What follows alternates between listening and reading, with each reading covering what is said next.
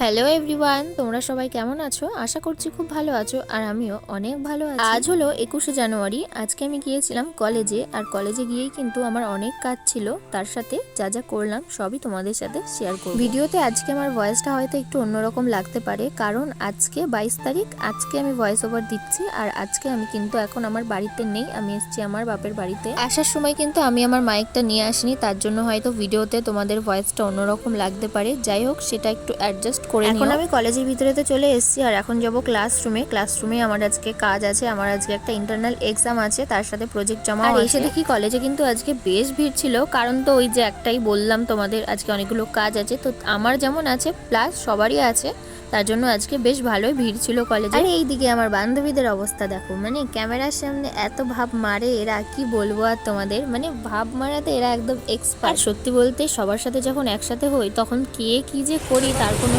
তো আমরা এখন কলেজের মানে সব কাজ বাজ মিটিয়ে এখন যাচ্ছি শান্তিপুর হাটে। আজকে তো বুধবার, আমাদের এখানে হাট বসে, অনেকেই জানো। তো ওখানে আমরা যাবো, আমাদের কিছু জিনিসপত্র কেনার আছে। আসলে বিয়ে বাড়ি আছে তো, তার জন্য আর কি সেটার কেনাকাটা। হ্যাঁ, মানে শুধু আমি একা কিনবো না, আমার সাথে যারা আছে ওরাও টুকিটাকি কিছু কিনবে। এই যে দেখতে পাচ্ছেন সামনে যে লাইটটা আছে, একটু সমান সমানই লাগছে না, মনে হচ্ছে না তাল গাছ। এটা হচ্ছে আমাদের গ্রুপের তাল গাছ। আর পাশেরটা কি গাছ আপনারা কমেন্টে জানাবেন। তুলসী।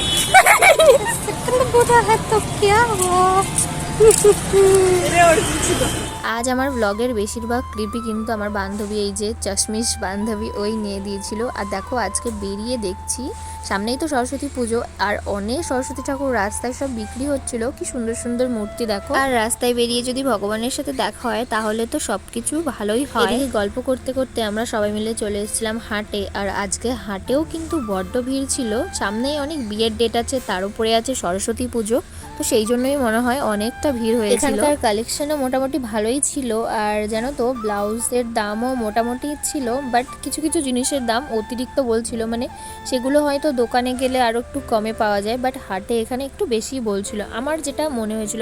আমরা 4 বান্ধবী এসেছিলাম, তো আমাদেরও মোটামুটি কয়েকটা জিনিস কেনার ছিল, সেজন্যই আসা। আমি বেশি কিছু নিইনি, ওই 2-1টা জিনিস নিয়েছিলাম। ভিডিও শেষে তোমাদের সাথে আমি শেয়ার করে দেবো কি কি নিয়েছিলাম। আর এখানে কিন্তু জানো তো শাড়ির কালেকশন প্রচুর ভালো ছিল, আর প্রচুর অপশন ছিল, মানে তোমরা কি নেবে, মানে কি নেই এখানে শাড়ির অপশানে। শান্তিপুর তো তাঁতের শাড়ির জন্যই বিখ্যাত, এটা তো সবাই তোমরা জানো মোটামুটি, আর এজন্যই হয়তো শান্তিপুরে এত ভালো ভালো শাড়ি পাওয়া যায়।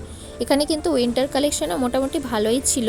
আর এই দেখো, এই যে কুর্তিটা আমি হাতে নিয়েছি, এটার দাম হচ্ছে মাত্র 120 টাকা, আর এগুলো সব সেলে দিচ্ছিল। আমি জানো তো নিজেও ভাবছিলাম যে এই কুর্তির থেকে আমি একটা পছন্দ করে নেব, বাট তারপরে আর আমার নেওয়া হয়নি।